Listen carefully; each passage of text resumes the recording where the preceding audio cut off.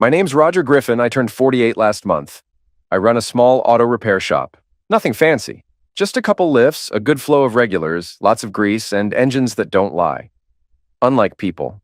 That morning I was working on a Chevy Tahoe. My assistant had left a note saying the owner was complaining about some rattling in the rear suspension.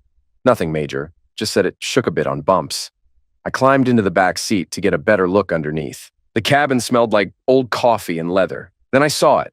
A small piece of fabric crumpled up under the seat. At first, I figured it was just a napkin or some old rag. Reached in to toss it out. It wasn't a rag, it was lace. Soft, black, delicate as smoke. I froze. My fingers recognized it before my brain did. I turned it over. Light hit the stitching just right, and I saw the name. Claire. Her name, white thread, embroidered right into the elastic. Custom made in New York. I'd ordered it myself. I still remember the ad. For the one and only, personal, elegant, unmistakable. Kind of cheesy, but she'd smiled when she opened it. Genuinely happy. I'd never bought her anything that expensive for Valentine's Day before. She wore it once, in bed, with me. I sat there holding it for a full minute. My heart was pounding, not from anger, not yet.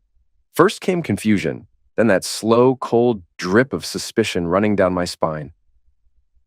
I walked outside and sat on the shop's front step. The stone was warm from the morning sun. My whole life with Claire started playing in my head picture by picture. The county fair where we met. She was selling homemade pies, and I was just hanging with the guys shooting targets. We got married at a small white church that still smelled like fresh paint from the remodel. Everyone said we were the real thing. And for 20 years, we were side by side. Housework, holidays, everyday stuff. I thought that was happiness. Not movie-style love, but real. Now this. I waited. The Tahoe was supposed to get picked up by noon. I was sure a man would come. The man Claire was cheating on me with. I was ready. I played it out in my head. He walks in. I look him dead in the eye, ball my fists. Break his damn jaw. Then I'd drive home and give Claire the kind of scene she wouldn't forget. But that's not how it happened, because the one who walked through the door was a woman. She was tall, put together, business blazer, hair in a neat bun, keys in hand. She walked up to the Tahoe like she owned it, because she did. I stepped out to meet her. "Hi," she said. "Mary Sanders, this is my car. Can I take it?" "Yeah," I said. "But before that, can I ask you something?" She stopped, brows slightly raised. I looked at her for a second, trying to choose my words. Then I asked, "Are you married?" She blinked. "What?" "Are you married?" I repeated. "Do you have a husband?" Yes? What does that have to do with anything?" I nodded, took a breath, then reached into the cabin and pulled it out. The black lace dangling between two fingers like it was poison. "I found this under the back seat," I said quietly. "It belongs to my wife. I bought it for her. Custom made. Her name's on it." Mary stared at the lace for a second. "In my car?" she said slowly, her voice sharpening. "Yeah," I said. "So, I'm thinking maybe your husband and my wife." "You're kidding," she cut in. "You think my husband? I mean, maybe he used your car to meet her, or..." She stepped back like I'd just insulted her to her face. "Are you out of your mind?" I'm just trying to make sense of this," I said. "There's no reason that should be here. None, unless..." "My husband broke his leg 3 weeks ago," she snapped. "He's home, on the couch. He hasn't been able to drive or walk or even stand without help." "Well, maybe it was before that." "I've had the car detailed twice since then," she said, voice ice cold. "If that had been in here, I would have seen it. It wasn't." I stared at the lace in my hand like it might speak. "So... it's not your husband?" I asked, barely above a whisper. Mary crossed her arms, expression hard. "Clearly not." I stood there, throat dry, mind racing. Then who the hell did my wife sleep with? In this woman's car? Mary calmed down a bit, but her eyes were still sharp, defensive. "You know," she said slowly, almost against her will, "there's one other possibility." I waited. "Sometimes my brother borrows my car, Chuck. He asks when his old Accord breaks down. Maybe it was him." I looked at her, straight. "My wife and your brother?" She gave a small shrug. "I don't know. Honestly, I have no idea who he's seeing. He's not exactly open about things. Give me his number." No, I don't think that's a good idea." "Don't worry," I said, keeping my voice even. "I've got a brain." And more than that, I've got patience. I'm not going to go in swinging. I just want the truth. She hesitated, but didn't give me the number. Just walked off. I stood in the middle of the shop, surrounded by the smell of gas, hot metal, grease. Usually that smell calms me down. Today, it made my skin crawl. I felt like I was burning from the inside out. One name kept bouncing around in my head. A name I'd never even heard before today. Chuck. And now it was pounding in my skull. But before I went looking for him, I needed to talk to Claire, see her face, watch how she reacted, catch her in the truth. I needed to see her eyes. I needed to hear her lie and catch her slipping. Maybe she'd say the wrong thing, stumble over some detail. I knew her well enough to spot it, the fakeness, the pause, the spin, but I had to stay calm. No yelling, no throwing accusations at her face. I had a plan. Stay steady, keep it light, watch everything. That evening, when Claire came home and walked into the kitchen, I met her like it was just another Tuesday. "How was your day?" I asked. She let out a breath. "Exhausting. You should have seen the first graders today. I thought I was going to lose my mind." I nodded. I watched. Smells good in here," she said, dropping her bag by the table. "What's the occasion?" "No occasion," I said. "Just felt like cooking." "What'd you make?" "Roasted chicken, rosemary potatoes, some of that spinach you pretend to like." She smirked. "It's not that I don't like it, I just respect it from a distance." She smirked and rolled her eyes, then started setting the table while I plated the food. We sat. Ate. She talked about her day. Mostly the kids. A boy in her class kept sneezing into his hoodie sleeve, then trying to act like nothing happened. "I swear, Roger, I spent half the morning wiping down crayons and telling them not to eat the glue sticks," she said with a tired laugh. "You know, normal first-grade chaos." Her fork scraped across the plate. She refilled her glass, then her tone shifted, a little lighter, more routine. "Oh, and there's a staff meeting Friday, just the usual end-of-month stuff, nothing big. Curriculum talk, admin wants updates on the new reading modules, which nobody's actually using yet. But, of course, we all have to nod and act impressed." She paused to sip her wine, then added almost offhand. "They said attendance is mandatory. You know how they get about that. It's ridiculous. They micromanage everything, then wonder why we're burned out." I nodded along, listened, filed every word. Claire didn't ramble. She was too intentional for that, which meant every detail she gave me mattered. Halfway through her second glass of wine, I set my fork down. "You remember that lingerie I got you for Valentine's Day?" I said. "The one with your name stitched on it?" She froze, just for a second. But I caught it, then she smiled. Soft, natural, like always. "Of course I do. It's so delicate. Why are you bringing that up?" "Just thinking," I said with a shrug. "Maybe you wear it tonight. It's been a while." She gave a quiet laugh. "Really? Well, sure. After dinner, okay? Sounds good." She started making pasta with some kind of sauce, kept talking about a new curriculum at school. I nodded along, but didn't hear a word. I was watching, every movement. They were a little off, too careful, too sharp, not her usual flow. Twice, I caught her avoiding eye contact. During dinner, she sighed a few times, rubbed her forehead. "You feeling okay?" I asked. "Not really," she said. "My head feels like a cinder block. I've been feeling weak all day. Probably caught something from the kids. They've all been coughing lately. Want me to grab a thermometer?" "Already did." She walked to the bathroom and came back a minute later. 99.9 and climbing. "Gonna take something for it." "Maybe you should see a doctor?" "Nah, I'll sleep it off. Pretty sure it's viral. I've been feeling a little off the last few days anyway." "Well, I guess that means no." I tilted my head toward the bedroom. "Sorry," she whispered, wrapping herself in a blanket. "I'd love to, but honestly, I don't even have the energy to change. I just want to crash." "I get it," I said, standing up.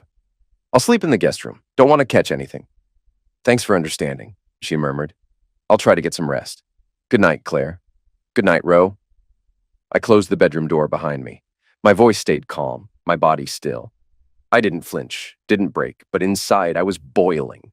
I didn't lie down in the guest room, just sat on the edge of the bed staring at the wall. I felt sick, not from whatever fever she was faking, but from the performance, the act. I felt sick knowing she was lying to me, and worse, that she thought I was dumb enough to buy it. I didn't sleep that night. I planned. I found Chuck through Mary Sanders' profile, the man who apparently had been sleeping with my wife. Single and looking, profile pic in the woods wearing athletic gear, holding a dog like he was posing for a damn dating app. Dogs, cats, horses. Turns out he was a vet, worked across town, a fancy vet, Hollywood smile and everything. I scrolled through his feed in silence, focused, like a mechanic listening to an engine that's making a weird noise. And with every photo, I wanted to smash my screen, not out of jealousy, out of disgust, at him, at her, at myself, for still sleeping under the same roof, pretending not to see the cracks. I needed to see him, face to face, even if he didn't see me. Next morning, sharp at 8 o'clock, I was parked outside his clinic.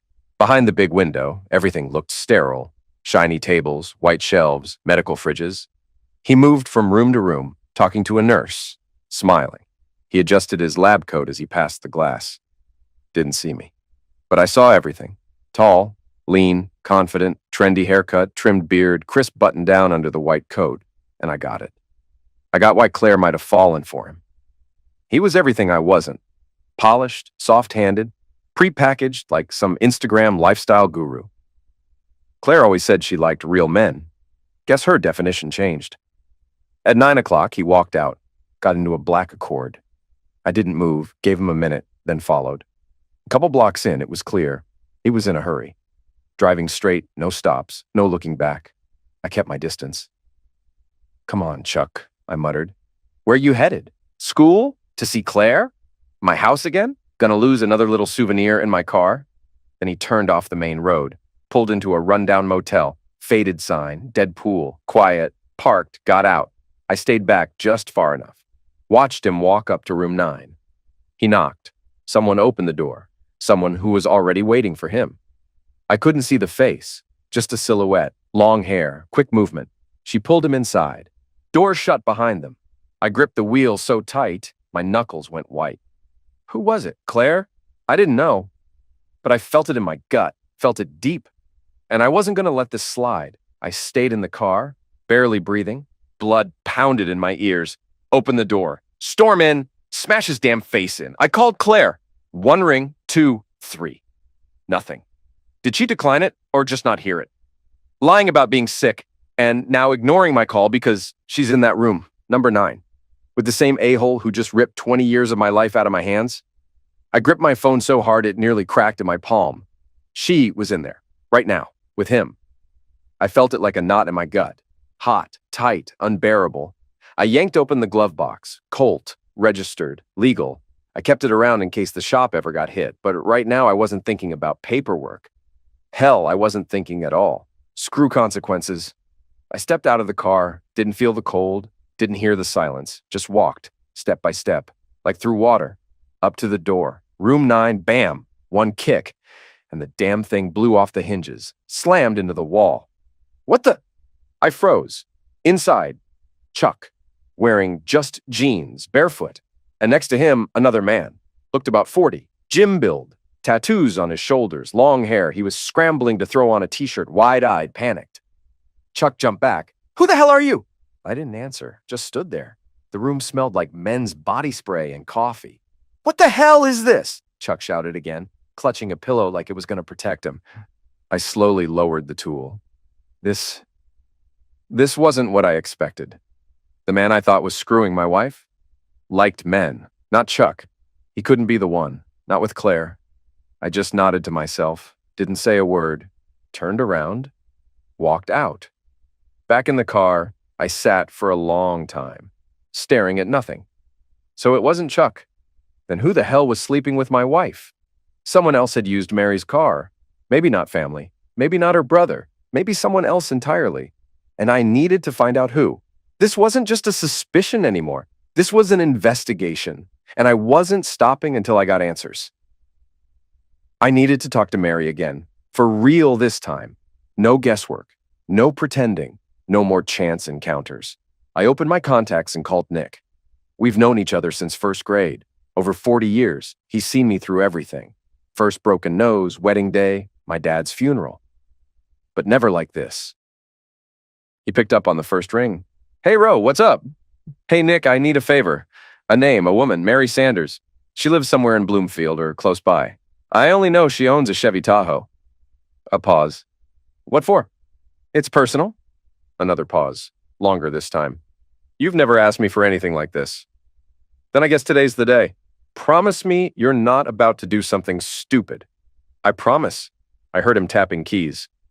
Nick worked for an insurance company. Access to records, databases, all that stuff. I'd never used it before. Never needed to, until now. Got it. Write this down. 42 Linden Street, Bloomfield. Thanks. Row. He hesitated. You okay? Not really, but I will be. All right. I'm here if you need anything. I know, and I appreciate it. I ended the call, glanced at the GPS. Time to visit Mary. I pulled up to the address Nick gave me.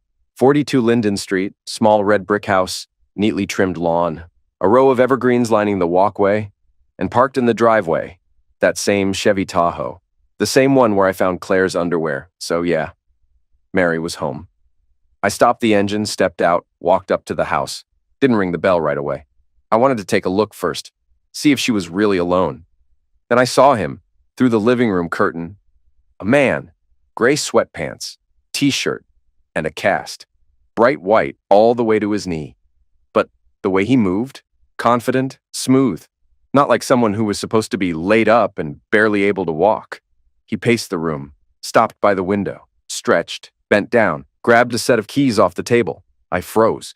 He was coming toward the front door. I spun around fast, rushed back to my car, slid down in the seat until I was almost flat. Seconds later, the front door opened. He stepped out. Not limping, not careful. Not like a man recovering from a broken leg. He moved like someone who was used to the cast, or didn't need it at all. He glanced around once, twice, walked over to Mary's Tahoe, got in, started it up, and drove off. I slowly sat up and let out a breath. My chest felt like it was caving in, and in that moment, everything clicked.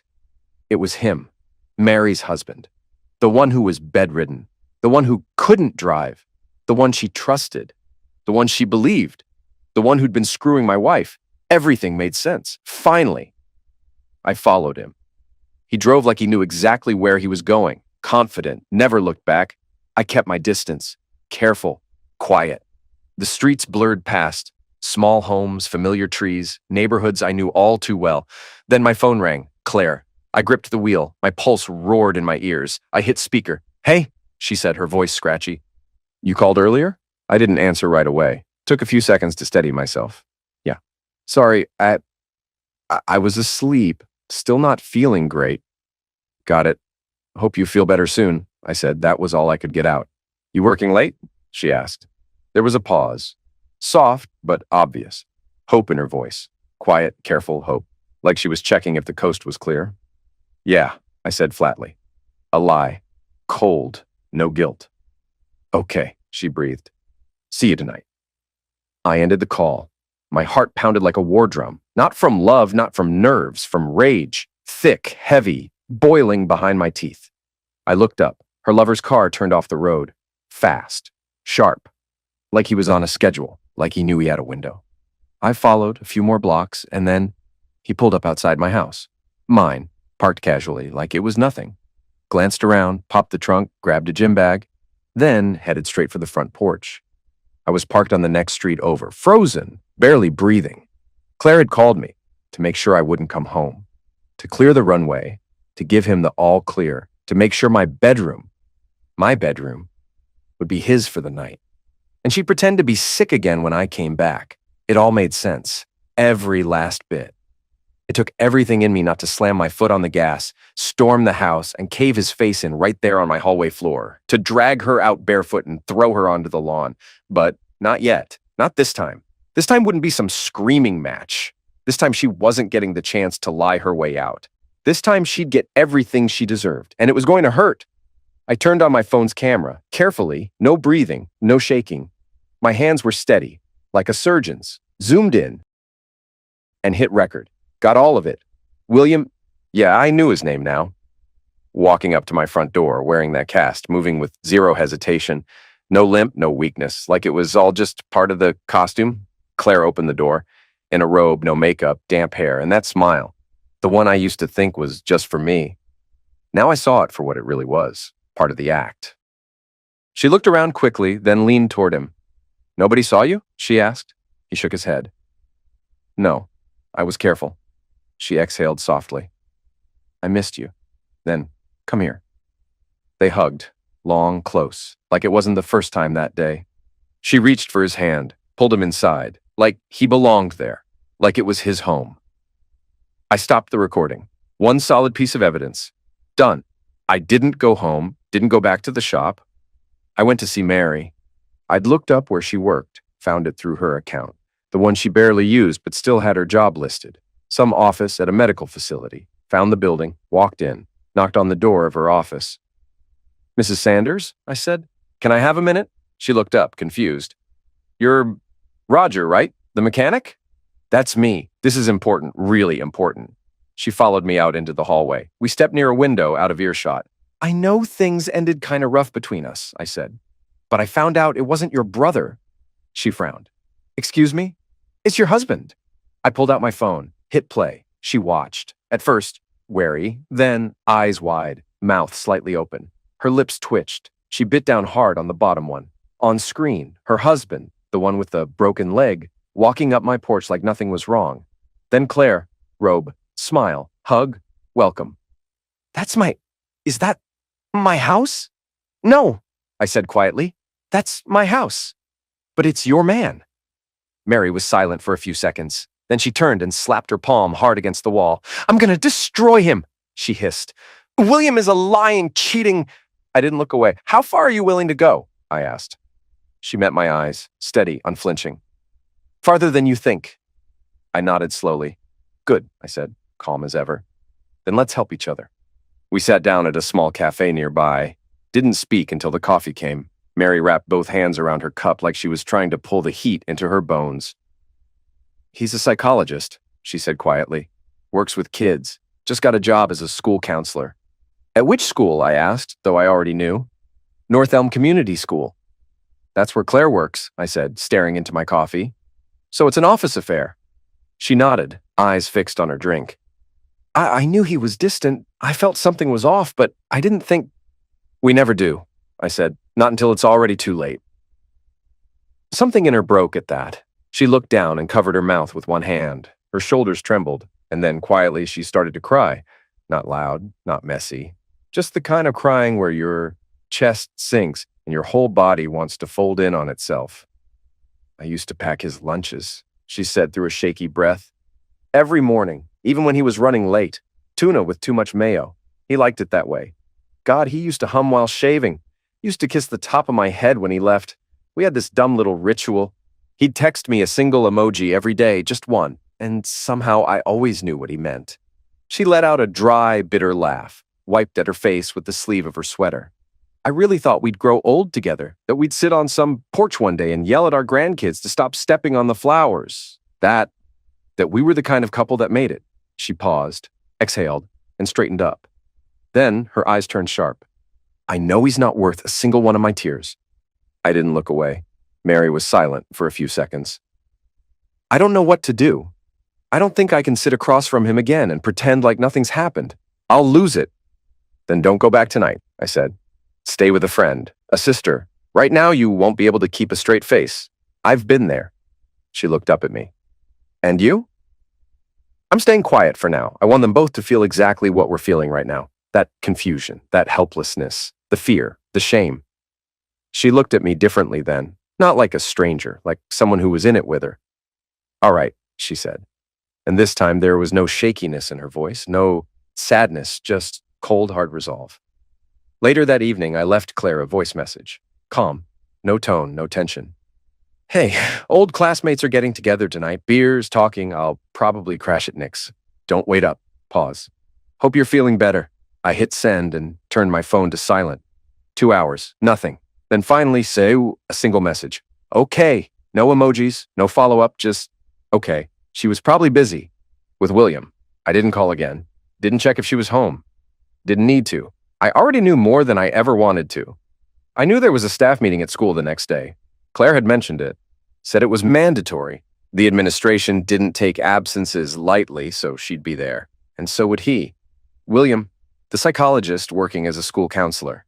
He'd show up with crutches, limping, playing the part, and she'd be sitting nearby. The perfect teacher, the model employee, professional, respectable for now. Because tomorrow in that same room at North Elm Community School, they'd sit like nothing ever happened, and right there in front of everyone, I'd blow their little act to pieces. The next day, I pulled up outside the school right after the meeting started. I walked in through the front entrance. The halls were familiar. Claire had given me tours before, proud of where she worked. I didn't knock. I opened the door to the auditorium and stepped inside. Claire was sitting in the front row, wearing that blouse I bought her years ago. Blazer, hair tied back, calm, composed, the image of the perfect educator. Until she saw me, her eyes widened. She whipped her head around. "Roger!" she blurted. "What are you doing here?" I didn't answer. She stood up, trying to collect herself, glancing at the faculty around her, who were already starting to whisper. "I'm sorry, this is my husband," she said, forcing a smile. "I'm sure it's something urgent." "It is," I said evenly. "Very." Then I looked at her, straight on. "Sit down, Claire. No need to step outside. I've got nothing to hide from your coworkers. Unlike you." She froze, stunned. Then, slowly, she sat, eyes wide, face pale. I walked toward the front, to the table where the staff meeting was being managed. "Excuse me," I said to the secretary, pulling a flash drive from my pocket. "I have something that needs to be shown immediately. It concerns one of your staff members. I believe everyone should see it." Claire took a step forward. "Roger, please," she said in a low voice. "Let's talk outside." I turned to her. "We will, but first, the truth." The lights dimmed. The bar graphs and test scores vanished from the screen. And then, the video. William, in his cast, walking confidently up to my front porch. Claire opening the door in a robe. That same soft smile. She takes his hand, leans into him. They kiss, then disappear inside. The room went dead silent. No coughs, no creaks, no movement. William stared at the floor. Claire, pale, lips pressed into a line, but her eyes weren't scared anymore. They were angry. "Well," I said calmly, looking straight at her. "Got anything to say, Claire?" She stood, and instead of apologizing, she came at me. "You know what?" she said, her voice shaking. Not from fear, but from anger. "You've spent your whole life under cars, covered in grease, still stuck in the same garage where we started. And me, I've changed. I teach children, I read. William, he's smart, interesting. He talks about psychology, growth, not carburetors." Someone in the audience coughed. I didn't move, didn't speak. But inside I was boiling. "Oh, really?" I said quietly. "So screwing around in the backseat like a couple of high schoolers, that's intellectual growth now?" She faltered, just for a second. "You don't understand me," she snapped. "We drifted apart. I felt like I was suffocating. There's no space in our house, no connection, no real conversation. I've outgrown you, Roger." "You could have told me," I said. "Sat down, said it out loud. We could have figured it out, split like adults." I paused. "But instead, you chose this. You lied to me. You broke two families at once. And now you're standing here trying to frame it like it's evolution?" Claire clenched her jaw. I turned toward her, but my voice stayed calm, steady. "Did he ever tell you about Mary, his wife?" She blinked, caught off guard. "She's beautiful, kind. She believed in him. She loved him." William, still seated, shifted, the color draining from his face. He finally spoke, voice tight. She knows?" I looked at him. "She does now," I said. "You two left enough of a trail to make sure of it." I turned back to Claire. "Like your lingerie," I said softly. "The one I gave you, found in the backseat of her car." I paused, let it sink in. Very elegant, by the way. Teachers leaned toward each other, whispering. I looked at them both. "You don't need to explain yourselves. Everyone's already seen everything they need to." Pause. Then I added flatly, "Lucky this wasn't a parent meeting." The silence cracked. A low murmur ran through the auditorium, like a breeze at first, then louder. Gasps, whispers, questions. "William, what was that? You said your leg was broken. We've been paying you on medical leave. You walk just fine, apparently." William sat pale as paper, his mouth opened, trying to find words. But I stepped forward first, spoke loud, clear, straight to the room. "You're all focused on the cast," I said, "but you're missing the bigger picture." The noise quieted. One of the teachers actually froze mid-word. I didn't stop. "You're okay with this. Two of your staff, two grown adults, trusted by parents, lying to their spouses, sneaking around. That's what you expect from a school counselor? From an elementary school teacher?" "Roger," Claire whispered, like she wanted to stop it, but it was too late. "They talk about trust, emotional safety, morals, and they can't even be honest in their own homes. You hand them classrooms, children's minds, and this is who they are when the doors are closed." A few teachers looked down at their shoes. The principal, an older man with silver hair cropped close, stood up. He walked over to me and gently but firmly placed a hand on my arm. "Can I speak with you for a moment?" I looked back at Claire one more time. She wasn't yelling, wasn't glaring. She wasn't even moving. For the first time through all of this, I saw it in her eyes. Not anger, not contempt, real shame. The principal led me to his office in silence. He closed the door behind us, walked around the desk, and sat down slowly. He didn't speak for a while. Then finally, in a careful tone, he said something that knocked the air out of me. "Listen, Roger," he began. "I understand how you feel, I really do. But there are some things people here already knew." I sat still, my ears buzzed with pressure. "We were aware," he said softly, "but we decided not to make it a scandal. It's a private matter. Between two adults." I looked up at him, slowly, like I couldn't quite believe what I'd just heard. "Private?" "Yes, you see, our budget is limited. Finding a qualified child psychologist isn't easy. He's good at what he does." "And morality?" I asked. He lifted his hand slightly, palms up. "I'm asking you, please, don't escalate this. You have every right to be angry, but handle it at home. Not here, not in public, not in a way that affects the students or the school." I sat there for a few more seconds, just staring at him. Then I stood. "Really? You're just gonna bury it? Let it slide? You know your staff is blowing up marriages right under your roof, and that's fine?" He looked away. I shook my head. "Maybe that works for you, but I respect myself too much for that." And I walked out. Didn't wait for a response. Didn't need one. I walked toward my truck in long strides, gripping the keys so tight the metal dug into my palm. Blood thumped in my temples. Each step echoed in my chest. The world felt smaller, tighter, dirtier. Then a shout. "Stop! Hey, you!" I didn't even get the chance to turn before something slammed into my back. I stumbled forward, caught my balance, spun around.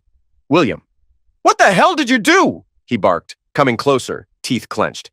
"You think you're some kind of genius now?" "What I did?" I let out a dry laugh. "You cheated. You lied. Now you're just choking on the truth." His voice cracked slightly, but he pushed forward. "Don't you dare talk to my wife again. You hear me?" I just stared at him, calm, still, and then I kick him. I threw the first punch, clean, fast, full weight behind it. My knuckles cracked against his jaw. His head snapped to the side and he stumbled, nearly went down, but he caught himself and came back at me, fast and wild. His fist shot under my ribs, sloppy, rushed, but it landed. I staggered a step, then squared up. "William, stop it!" A woman's voice sliced through the tension like a blade. She ran up, short, wearing a dark sweater and a long skirt, glasses slipping down her nose. I recognized her. She'd been in the audience, somewhere near the back rows. "William, enough! You've humiliated yourself enough already!" He stood there, chest heaving, breathing hard, then looked around. Sure enough, a few teachers were watching from the windows. He spat at the pavement. "This isn't over." "Oh, I'm counting on it," I said. He turned and walked off, muttering. The woman stayed beside me. I'm so sorry," she said. Her voice shook, but it was honest. I didn't move, just stared at her. "You all knew," I said quietly. "You kept it quiet, covered for two people who wrecked homes and still show up here to teach kids. If that's normal to you, you're no better than they are." She flinched, dropped her gaze, then barely above a whisper. "It's not normal to me." I looked into her face. She didn't look like someone who'd defend Claire or William. No excuses in her eyes, just sorrow. And something else, exhaustion, from knowing too much and saying too little. "Can we talk somewhere else?" she asked gently. We sat in a little cafe hardly anyone knew about. Old wooden tables, warm light from low-hanging lamps, smelled like cinnamon and something homemade. It was the kind of place made for silence, not gossip. She sat across from me, slowly peeling off her coat like she still wasn't sure she'd made the right choice coming here. "Thanks for agreeing to talk," she said softly. "I'm Lauren, by the way. I teach chemistry." "Roger," I nodded, though I'm guessing you already knew that. She smiled just a little, barely a twitch at the corner of her mouth. "I did," she said, "but now it's official." "This is my favorite spot," she added. "No one from school ever comes here. I like being alone, especially lately." I didn't say anything, just held a cold spoon to the bruise on my cheek. "My husband," she started, "left me a few years ago. For another woman. No warnings, no conversation, just I fell in love with someone else. And he walked out." She paused, looked at me, not with pity, with recognition. "So, I know what you're going through. I really do." I nodded once. "You knew about Claire and William." She lowered her head slowly. "Yes, and not just suspected. I caught them in my classroom. In your I teach chemistry. My room's at the far end of the West Wing. They figured no one would be around after 6, but I'd forgotten my bag. Came back, opened the door." She didn't have to finish, my fists clenched under the table. "Why didn't you say anything?" "I wanted to reach out to you and to William's wife. But the principal," she looked down, "he shut it down, said it would damage the school, hurt funding, reputation, and honestly, I was scared. I'm alone. My job is all I have. The others, they just looked the other way." She took a long sip of water, like a confession she'd been holding in for too long. "But I never thought it was okay." She reached into her bag and pulled out a small metal USB drive, set it on the table. "This is from the security cameras in my lab. We're required to have them. Chemicals, teenagers, things happen. I checked. The footage wasn't wiped. I saved a copy, just in case." I took the drive without a word. "Thank you," I said. She looked me in the eye. "Make them pay for what they did to you," she whispered. "Do it not just for yourself. Do it for everyone who's been betrayed."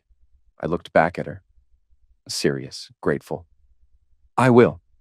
That same day, without wasting a minute, I drove to the law office of a guy my brother had worked with years ago. Smart, quick, no drama. Exactly the kind of guy I needed. His name was Derek Holden. "Roger," he said, shaking my hand. "Take a seat. What's going on?" "Affair," I said bluntly, "and not just emotional. They crossed every line. I want to go after both of them, not out of spite, for justice." "All right," he said, opening his laptop. "Let's start with the basics. You want a divorce?" "Absolutely, but I'm not walking away quietly. I want everything she did on the record. I want her to lose everything she thought she could protect." He nodded, typing fast. "Okay, so here's what we do. First, we file for divorce, citing infidelity. In this state, that can affect asset division and even open the door for emotional distress damages." He looked up. "You got proof?" "2 videos," I said. Derek raised an eyebrow. "Tell me." "One I filmed myself on my phone. William walks up to my house, cast on his leg, but he moves just fine. No limp, no pain. Claire opens the door in a robe, no makeup, wet hair. They kiss. She lets him in like he lives there." Derek nodded slowly. "And the second?" "I played it at her school staff meeting, same clip, in front of all her colleagues." He leaned back in his chair, lips pressed together. "Well then," he said, "that's not just evidence, that's strategy." He started typing. "We go for infidelity in the divorce. Use both clips. Public exposure, emotional distress. That's solid ground for civil claims. And the way you use the video at the meeting? That's gold." He kept typing.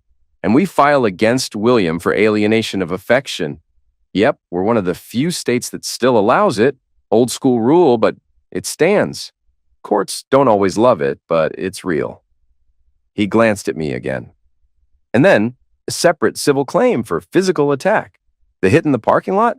If you've got medical confirmation and witnesses, that's intentional damage.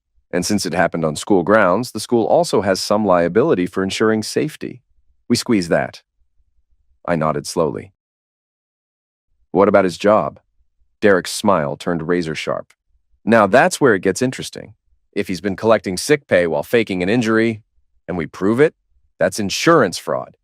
Could trigger internal disciplinary action. And if he's licensed, could threaten that license too. And her. If the video proves conduct that violates teacher ethics, and we file a third-party complaint, the school will have to open a formal review. That becomes a disciplinary issue, not just personal matters. I looked at him. He leaned back, laced his fingers behind his head. "This isn't just a divorce," he said, smiling slightly. "This is a full-scale legal campaign." "Good," I said. For the first time in a long while, I felt calm. "Start it." The civil hearings for divorce, mine and Mary's, were scheduled back-to-back. The courtroom was packed. I sat in the front row, calm, focused. Beside me, my lying wife, Claire. Her face was tight, but the makeup kept the image from cracking. 2 seats down. William, eyes down, dressed in a suit that didn't make him look like a school counselor. He looked like a man who knew pain was coming. Behind us sat Mary, stoic, collected. She didn't say a word, but the look in her eyes could have carved stone. Claire tried to defend herself. She crossed her legs, folded her hands, and spoke slowly, like she was on a job interview. "Your Honor, I'm not proud of how things turned out, but we hadn't been connected in a long time. Roger was emotionally unavailable. He buried himself in work. We barely talked. We hadn't been intimate in months. I felt invisible in my own home." Derek didn't flinch. "Marital issues," he said flatly, "are not infidelity. Issues are addressed with conversation, not with a colleague's embrace in someone else's bedroom." Claire shifted in her seat. "I tried," she said a little louder now. "I asked for counseling. He refused. He'd come home, grunt something about the shop, and go to sleep. I felt like I was living with a roommate. I know what I did was wrong, but I was lonely." She glanced at the judge. "I'm not making excuses. I needed to feel seen. To feel like I mattered." Derek adjusted his tie, leaned forward. "Your Honor, this is a textbook deflection strategy. A carefully rehearsed one, no doubt. But it does not change the fact. The respondent violated the marital bond, knowingly, repeatedly, which under Section 103 of the Civil Code is clear grounds for a fault-based divorce." I didn't say a word, didn't need to. The judge, an older man, sharp, unreadable, flipped through the paperwork without looking up. When Claire suddenly paused mid-sentence and put a hand to her forehead like she might faint, he didn't flinch. "Get her some water," he said, eyes still on the file. "And if anyone's got a conscience lying around, bring that too." Someone in the room stifled a laugh. The verdict came fast. "The court hereby grants the petition for divorce," the judge read. "The home vehicle, premarital bank accounts, and jointly acquired property are awarded to the petitioner as the non-breaching party." Claire sucked in air like she'd been punched. And then, the next decision. In the matter of Sanders v. Sanders, this court recognizes the occurrence of infidelity, confirmed through video evidence and witness testimony. The petition is granted, property awarded to the plaintiff, compensation for emotional damages to be reviewed in civil proceedings. Mary didn't smile, but her slight nod said everything. Victory. Later in the hallway outside the courtroom, I saw Claire and William. Claire grabbed William's arm, her voice barely a whisper but full of panic. "William, come on, talk to me, please, William!" He yanked his arm away, sharp and sudden. "Don't," he snapped. "Just don't." Then he turned and walked off without looking back. She stood there frozen, her hands half raised like she didn't know what to do with them. Her eyes were glassy, lost, mouth trembling. We locked eyes for a second. She was unraveling, and I felt nothing. I had no pity left to give. I turned away. There was still one more move to make, and I was already preparing to make it. This was just the first battle. Later that same month, I filed a separate civil lawsuit against North Elm Community School for willfully concealing professional misconduct committed by Claire and William on school property. Thanks to Lauren, I had everything I needed.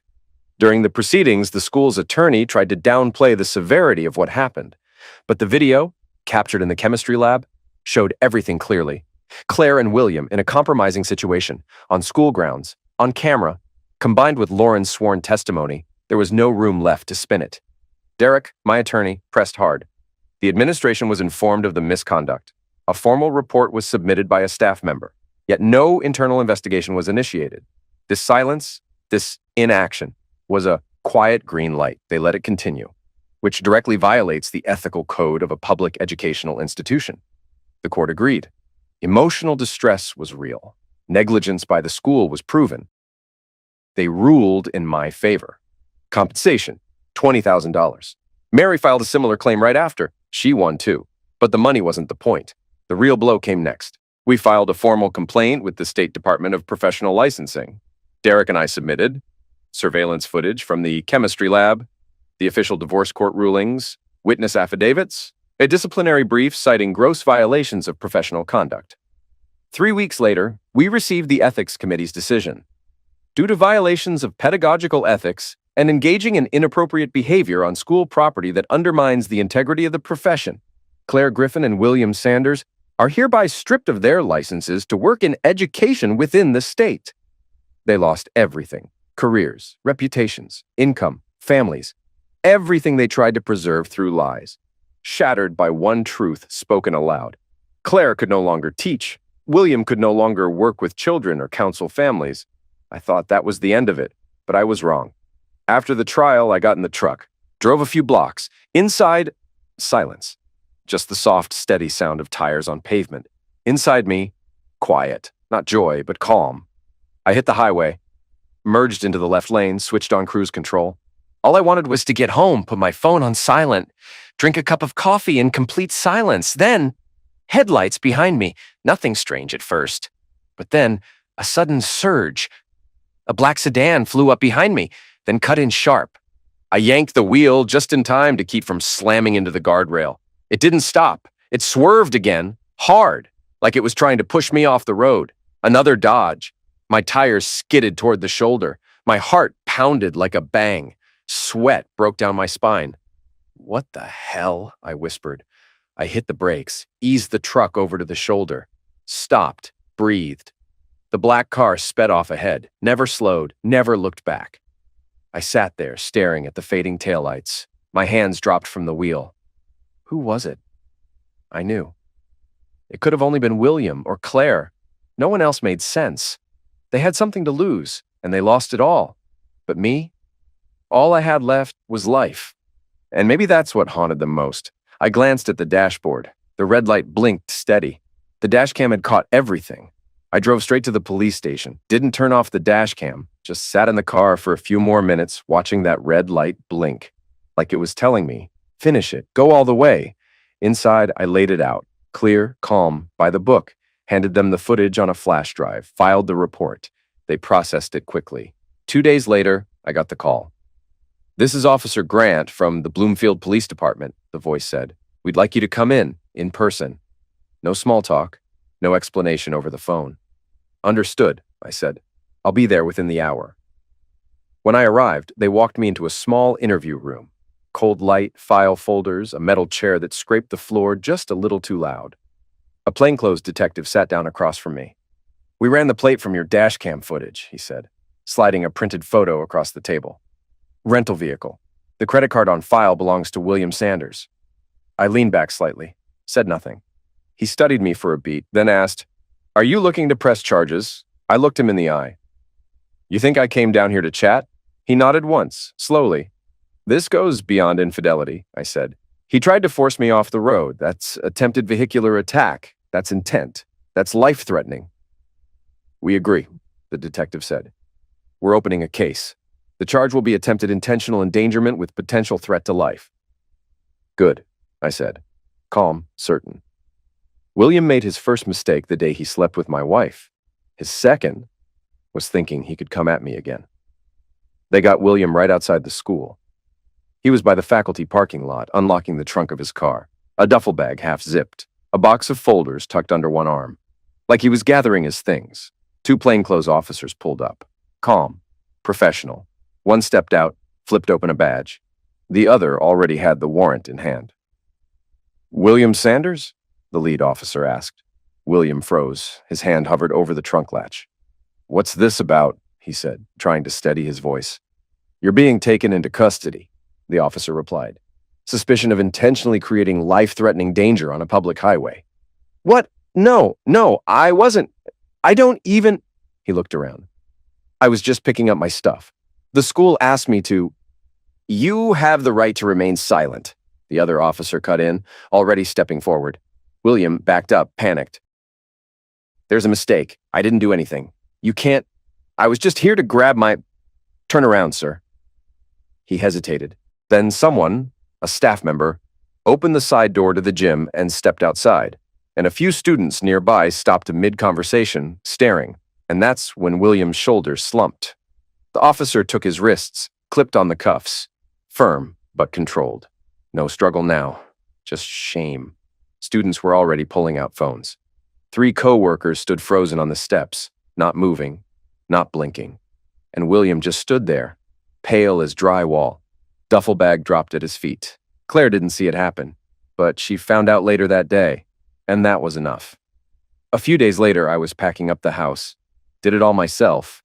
Boxes full of clothes, tools in metal cases, old photos in a worn-out suitcase. I planned to sell everything, the house, the garage, and leave. Start over in a new city, somewhere no one knew my name, somewhere I wouldn't hear, "Oh, you're the guy who..." I was wrapping an old lamp in newspaper when I heard the door open. She was standing in the doorway. No call, no warning. Claire. "Roger," she said softly, her voice almost shaking. "I need to talk to you." I didn't answer, kept packing. She stepped closer, stopped just a foot away. "I know William got arrested. I know it was because of you." I turned, slowly, calmly. "Because of me?"